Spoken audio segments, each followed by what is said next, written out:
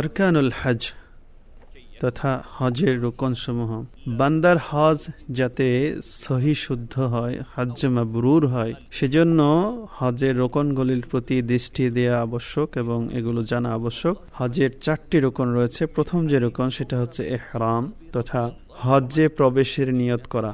আল্লাহ রাসূল সাল্লাল্লাহু আলাইহি সাল্লাম বলেছেন, ইন্নামাল আমালু বিন্নিয়াত, বান্দার সকল কর্ম নিয়তের উপর নির্ভরশীল এবং বান্দা তাই পায় যা সে নিয়ত করে। নিয়ত অনুযায়ী বান্দার প্রতিফল। এবং ইহরামের জন্য আল্লাহ রাসূল সাল্লাল্লাহু আলাইহি সাল্লামের পক্ষ থেকে কিছু নির্ধারিত মিকাত আছে, যে মাওয়াকিত, সেই মিকাত অতিক্রম করার আগেই নিয়তুদ দুখুল ফিন নুসুক তথা হজ্জের নিয়ত করা।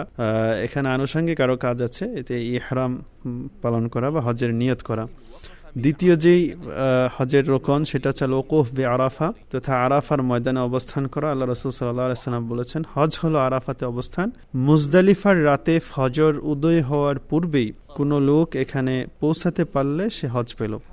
আল্লাহ রাসূল সাল্লাল্লাহু আলাইহি সাল্লাম বলেছেন, ওয়াকাফতু হাহুনা ওয়া আরাফা কুল্লাহা মাওকিফ, আমি এখানে অবস্থান করেছি কিন্তু আরাফার পুরোটাই হচ্ছে অবস্থান স্থল। তৃতীয় যে হজের রোকন সেটা হচ্ছে তাওয়াফুল ইফাদাহ তথা কাবা শরীফের চারপাশে 7 বার প্রদক্ষিণ করা। আল্লাহ তাআলা বলেছেন, সুম্মা লিয়াকদু তাফাহুম ওয়ালিউফু নুযুরহুম ওয়ালিয়াতাওয়াফু বিল বাইতিল আতিক।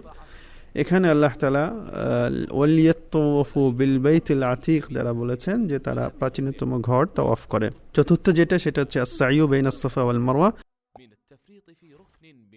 তথা সাফা এবং মারওয়া সাই করা। আল্লাহ রাসূল সাল্লাল্লাহু আলাইহি সাল্লাম বলেছেন, ইসআউ ফাইন্নাল্লাহা কাতাবা আলাইকুমুস সাই,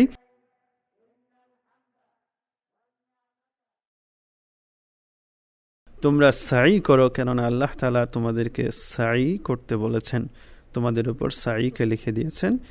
এই হচ্ছে হজের 4টা রোকন। এই 4টা রোকন ব্যতিরেকে হজ আদায় হবে না।